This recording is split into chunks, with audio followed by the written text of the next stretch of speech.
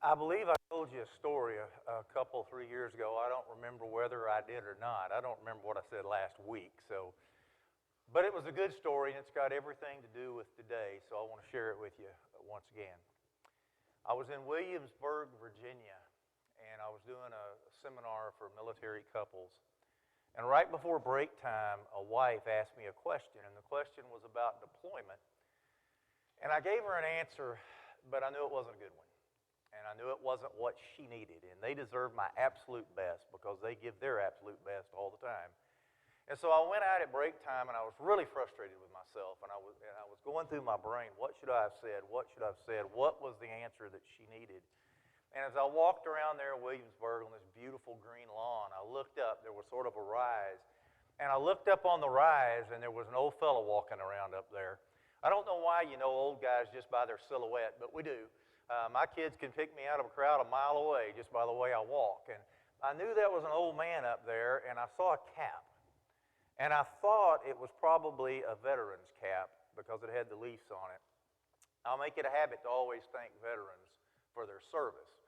I miss a few because I work in Killeen, and I'd spend my whole day thanking people walking around when Fort Hood's there. But I walked up the rise, and as I got closer to the old fella, I could see that his cap said Iwo Jima. Now, I'm a World War II buff, and I really honor World War II veterans. Gary's dad was a veteran at Guadalcanal. And I walked up to him, and I said, "Sir, were you at Iwo?" "Yes, son, I was." I said, I can't imagine what you went through at Iwo Jima. And he said, "Oh, son, it was a bloodbath." I said, "Were you there early?" He said, "First wave." He said, "I lost a lot of good buddies there. Some bodies will never be recovered because they were vaporized. It was awful." And I said, "Sir, I don't know how to thank you. I want to say thank you, but I don't have words. I don't know how to express it." And he smiled and he said, "Oh, son, it had an impact on my life, but it was just a season. And it was a long time ago." Am I saying too much, son? No, sir. I need to hear what you got to say. Well, you see, I came back from that war and survived the war and came home, and that little lady sitting right over there on that bench, I married her right before I left. We were teenagers, and we got married, and I went off to war and came home, and we started another season, a season called marriage. We've been married 70 years. It's been a wonderful season together. And right after we started the season of marriage, we started the season of kids. And boy, kids were fun. I'm going to tell you, those little play days and all the little banquets we went to and their little Valentine's parties at school and going to watch them play sports, man, that was just fantastic. And all the things they did and all the things they were involved in. But, son, my kids are 60, 70 years old. They hadn't needed me in a long, long time. We started a season called business, and business was great. I don't know why God blessed us, but it seemed like everything we touched just succeeded. We'd sell one business and start another, and we were so blessed financially. And man, business was a phenomenal season, but I've been retired 25, 30 years. It's been a long time ago. Had a season called grandkids, and boy, that was great. Those old grandkids, we'd take them in the house, and we'd spoil them rotten and send them home. And my kids would complain, but we didn't care.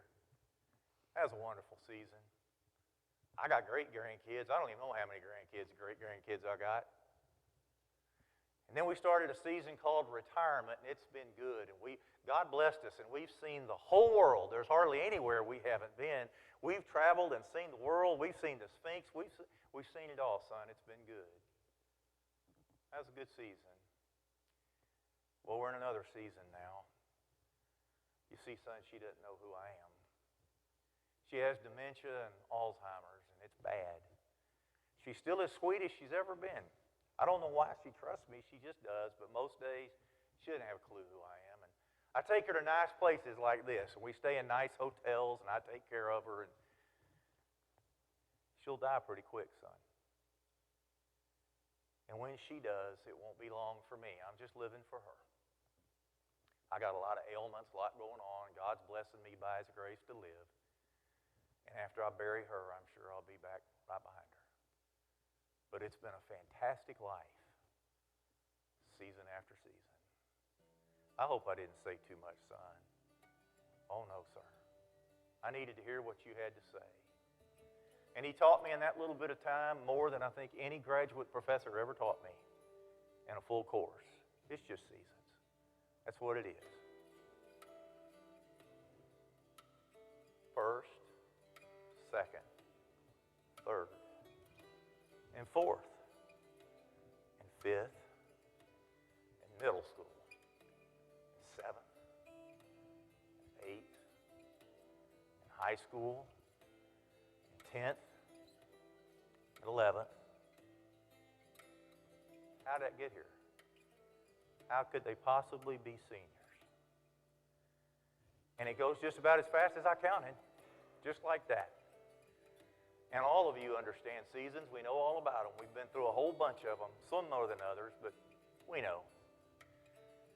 And if you live by grace and you live by wisdom, then you get better and you get stronger in every single season. Why, some of you got kids that are 40, 50, and 60. And when our kids are born, we never ever think about them growing up. We just enjoy them, and we change diapers, and we play, and we put them in swings, and we enjoy the toddler years, and we go through school, and we enjoy every single event of their lives. Never even crossing our mind that one day they'll grow up and leave. But with every memory and every memento that we take and we put in a box and put in the attic, with every box that goes in the attic, there are a few less memories to have of them growing up at home. And before you know it, they're seniors. And it's last now. It's last homecoming, last dance, last show, last competition, last prom. And they're ready to move on. But we all know that if had kids grow up and leave, you wouldn't hold them back if you could. Because we remember when we were kids. And we could not wait to grow up. And we could not wait to be on our own and get independent and create our own lives and get married and have our own kids. And that's why we brought our kids into the world, knowing that one day we'd have to let them go and create their lives. And so today, we're honoring 3 girls. 2 are here. One little towhead was born, and she was born 6 weeks early. She was a miracle baby. The doctor told them there's not enough amniotic fluid right now. We've got to do an emergency C-section. And so Tatum was brought to the world, and when she was born, her umbilical cord was tied in a knot. And it was realized that had she not been delivered right then, the story might be a whole lot different. The other little girl was announced to her daddy by when I got back from the restroom at Johnny Carino's, there was a pacifier sunk in my teeth. And I realized that empty nest was going to be put off for a little while. And we made her middle name Grace, because she's been our Grace baby. Tatum would grow up an early little kid, and she'd fall in love with Pappy. Now, you think Pappy might be Granddaddy, and she loves her Granddaddy, but that's not who Pappy is. Pappy was her pacifier, and she was not going to be seen without Pappy. And they'd take it away from her at daycare, and she'd go through withdrawal. So the first thing she wanted when Mom came to get her at daycare was Pappy and her blanket. And when Campbell was little, it wasn't unusual to see her walking around out in the field with rubber boots and panties carrying a chicken. She could catch chickens when nobody else could, 2 at a time. Or out there feeding a pig and wallering in the mud with it, or giving a handful of grass to a donkey. We should have known. Campbell was born into a world where she'd be inheriting her best friend. And she and Maddie became fast and close friends, and they still are. And we'd go off and watch Parker play game after game after game, and they'd be off in the corner somewhere with baby dolls, playing Janie and Megan. Those were their pseudonymous people. And they'd go for days being Janie and Megan, and we worried a little about them. Tatum would grow up to be the bright kid that she is, and y'all should have known. When she thought it was time that a girl should have her own bathroom and not share them with brothers, she made a PowerPoint presentation to show her parents all of the reasons why she should have her own bathroom. Not only that, she didn't want to clean that bathroom, so she took pictures to show, this is what my brothers do to the bathroom, and I shouldn't have to be made to clean that bathroom. They could both argue as little girls. They went to different elementary schools. They went to different junior highs, Frank Seal, Walnut Grove. But it was in junior high that they really connected, and they became fast and strong and loving friends. And they've been loving friends every day since those days in junior high. Tatum in 6th grade did what we knew she'd do. She fell in love with music. She got involved in band, and band became her heart. She's a great leader, and she can play so many instruments, and she's an artist, and she can draw. She's an artsy-fartsy kind of kid. Campbell struggled in junior high. She had a hard time finding herself. She struggled with where she wanted to be and who she wanted to be, right up until the day she got a horse named Hippie. And on the back of that horse, she discovered herself. She discovered her love of all things outdoors and all things animal and all things agriculture. Both girls are strong academicians in their own way and in their own sense. Campbell's spirituality has been blessed by so many people. But her greatest blessing was our church patriarch, Sergeant McClendon. He had a powerful impact on the woman that she's becoming.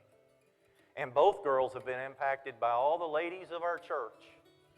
Who knew that these two girls would rather have a slumber party with 80-year-old women than with their friends? And they discovered that 80-year-old women can play games all night long, longer than they can stay awake. They've been both blessed by tremendous grandparents. Wonderful, loving grandparents that have supported them every day of their lives. Makes me jealous. I never knew mine.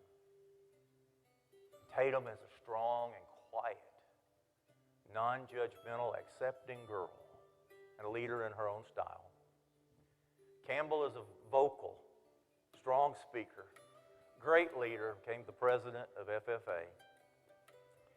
They both love God very much. They love each other very much. And they're both super determined young women that are going to be successful in whatever they do. And what I want you to know as a church and as a family is everybody here has had a strong impact on these young women. Some small and some large. But they wouldn't be who they are without you. And so, girls, I want to share some scriptures with you. I'm not going to quote where it comes from. I just want to tell you what God has to say to you. Don't let anybody look down on you because you're young. Be proud of who you are. Be an example. Be an example in speech and in life and in love. Be an example in faith and in purity. Every single thing you do, wherever you go, whatever you get involved in, do it like you're doing it for God. Don't do it for people. And understand every step of the way that God knows what He wants for you. To never harm you. To always prosper you. That God wants to give you hope every single day, everywhere you go. That He desires to listen to you whenever you talk and whenever you pray. And if you'll seek Him with all your heart, you'll find Him. And rest assured that the work God has started in you, He's going to bring to completion. Tatum, as you go to College Station and become an Aggie, take God with you. Campbell, as you head off to Lubbock and head to Texas Tech, take God with you. Both girls take joy and love and faith. But most of all, girls, don't ever forget, never forget where home is.